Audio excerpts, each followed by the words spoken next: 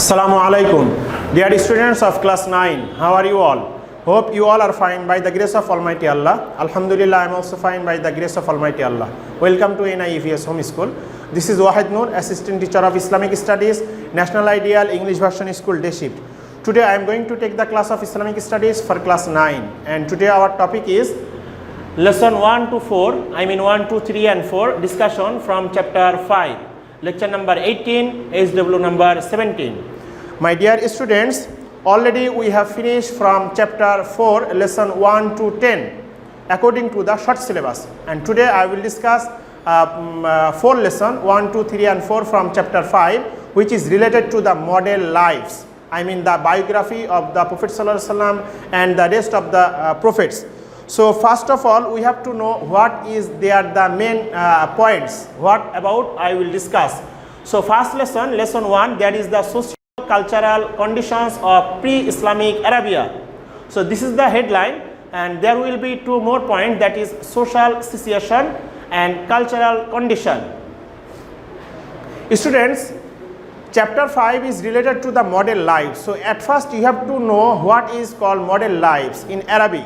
In Arabic, it is called the uswatun. Uswatun means, uswatun is the synonym, uswatun means the model, and there is the, I mean the lives, that is called the biography, I mean the activities of prophets or messengers, I mean the movement and their livelihood.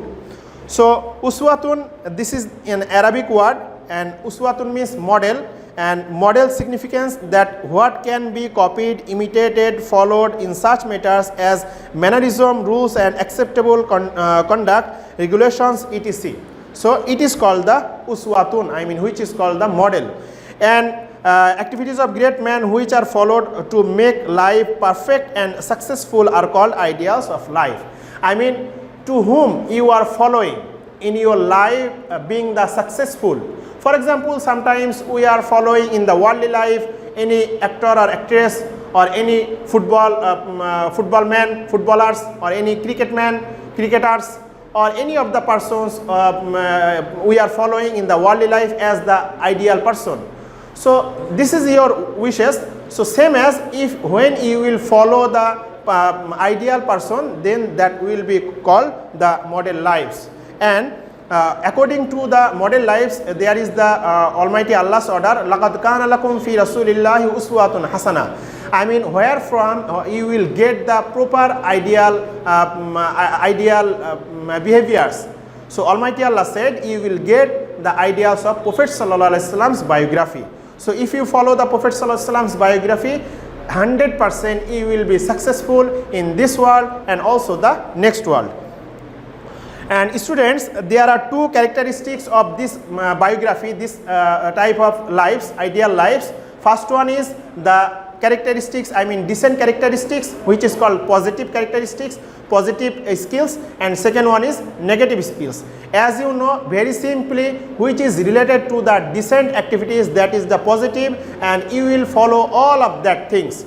But we are the human beings, they are also human beings, they also can be fall in the misdeeds or the wrong deeds, but we will not follow that because for that is not the correct. So we will follow the decent activities.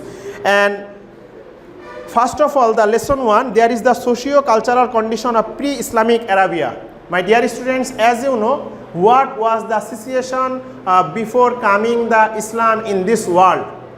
It was the very naked and very unexpected situation before coming the Islam in this world. As you know, the social activities, the social social culture of the Arabian was very dangerous. They kill the daughter, or they snatch any of the time from the other's wealth, or they always, most of the time, they involve in the quarrel or the battle, etc. So that's why this era, this time is called the Ayam Jahiliyat, and age of the ignorance. So another important information, women enjoyed no dignity in that society. Women were not even deemed as human beings. Rather, they used to be bought and sold as slaves to be used of objects of pleasure. So this is very shocking. In which family, those family come the daughter, they always they was shocked.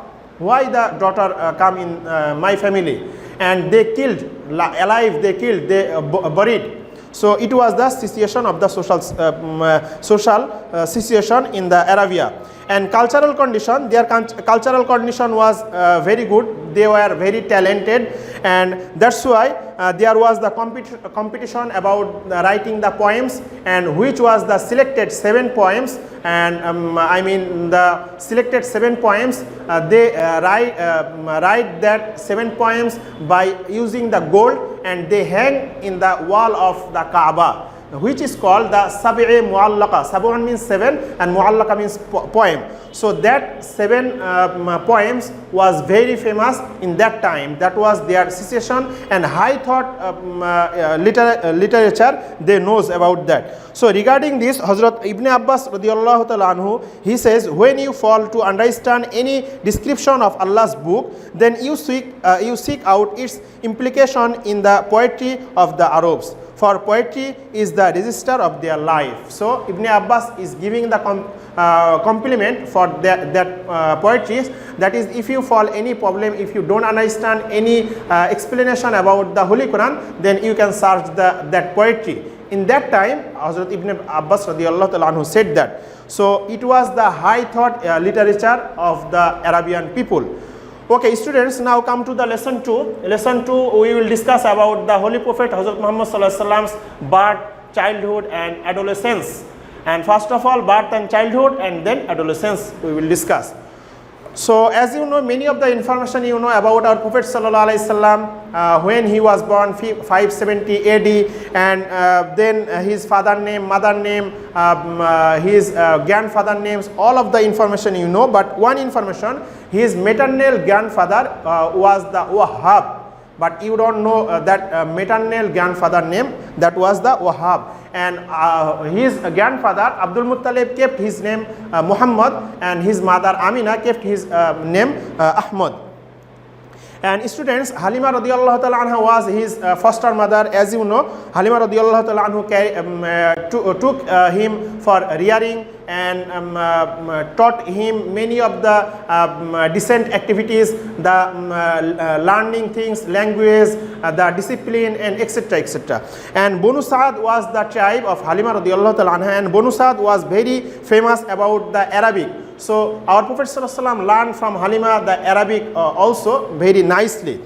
And it was the birth and childhood, our Prophet sallallahu alaihi wasallam. Now adolescence, our Prophet sallallahu alaihi wasallam, when his mother, his father, his grandfather died, then he was bringing up to his uncle Abu Talib.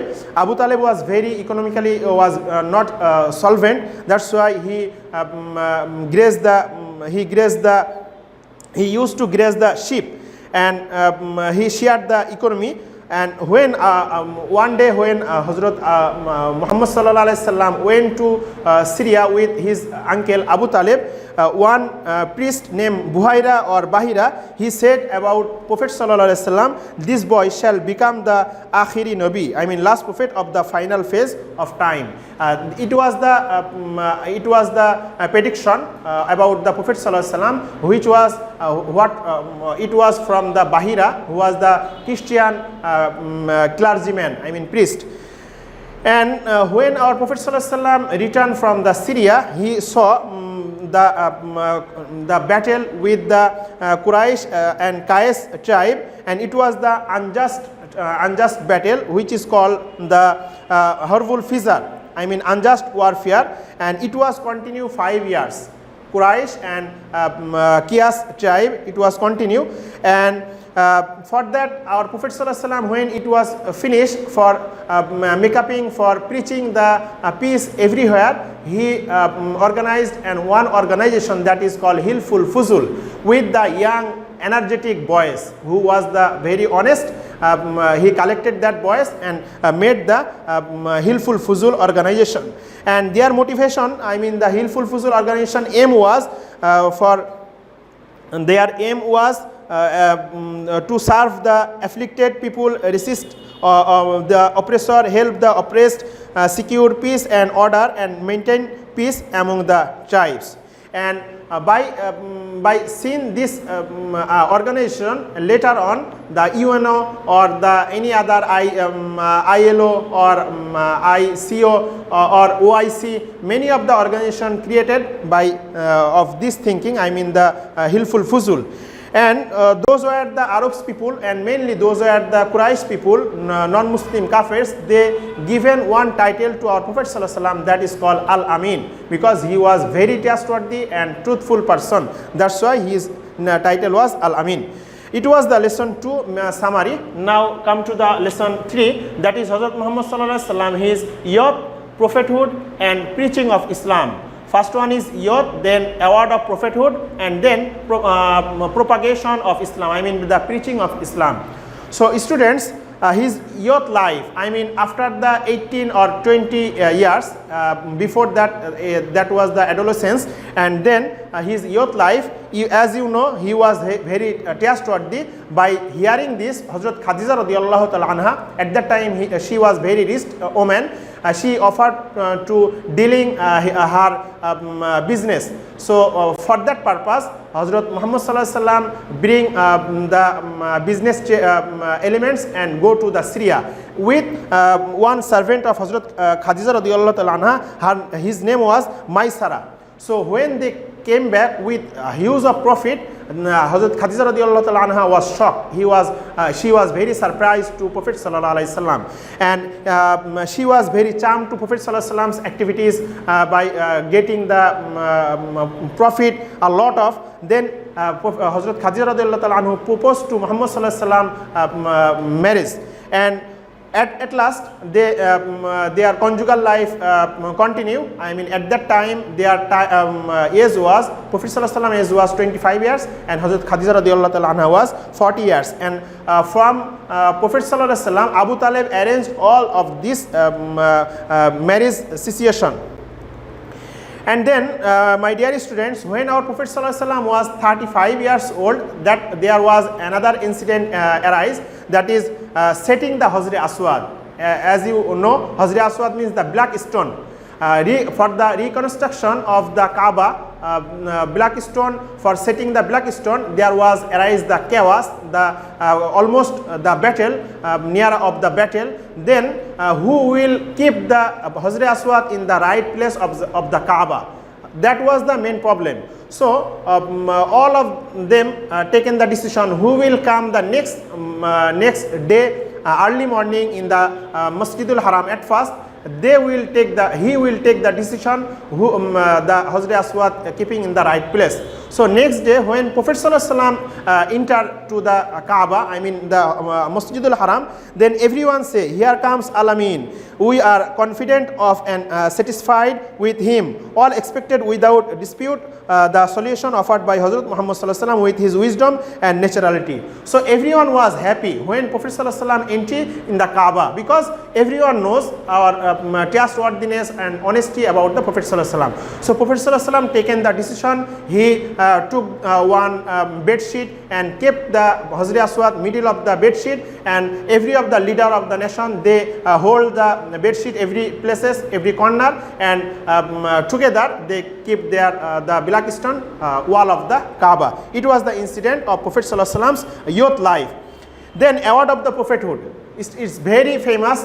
When Prophet sallallahu alaihi wasallam seen this anarchy, this indiscipline in the society, he was very shocked. So for this reason, he go to the cave of Hira, for the meditation.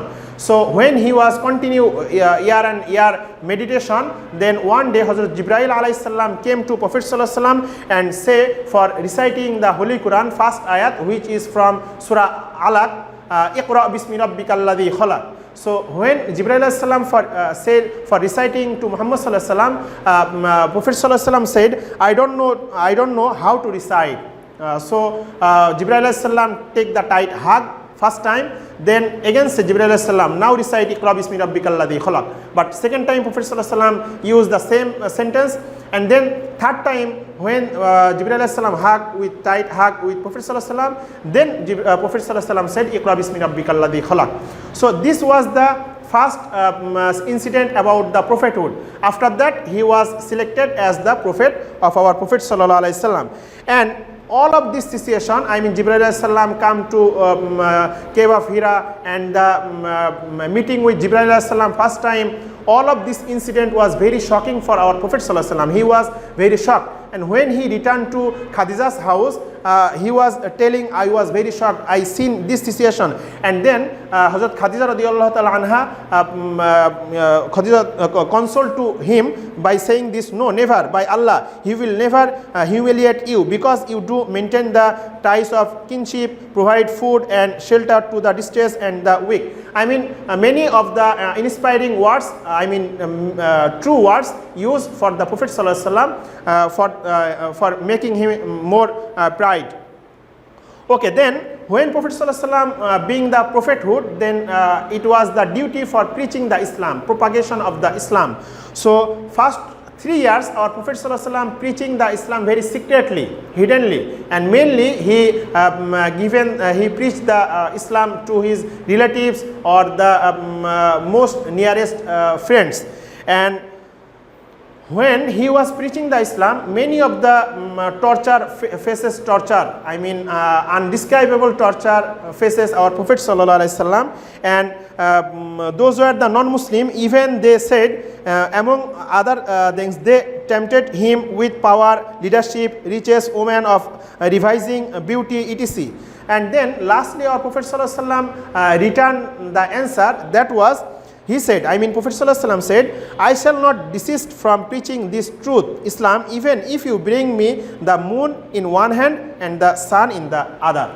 I mean, if you give me in one hand the sun and another hand the moon, I will not resist the preaching of the Islam. I will continue this. If you kill me, it doesn't matter.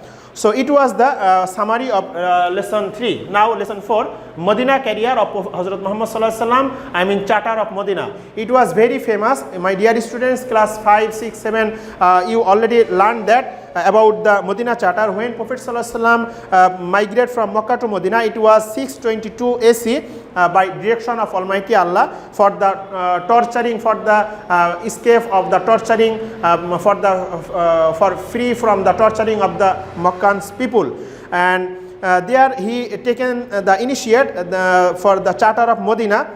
There was the 46 clauses for the charter of Medina, and there I mentioned few of the clauses, but you have to read at home that clauses. And lastly, the charter of Medina is the first written constitution of the world. Student, it was the very famous written constitution in the world, because before that there was no constitution, and Prophet sallallahu alaihi wasallam make the constitution only for preaching everywhere, not only for the Muslim, and their aim was Muslim, non-Muslim, Christian, Jews, everyone will lead their life together and peacefully.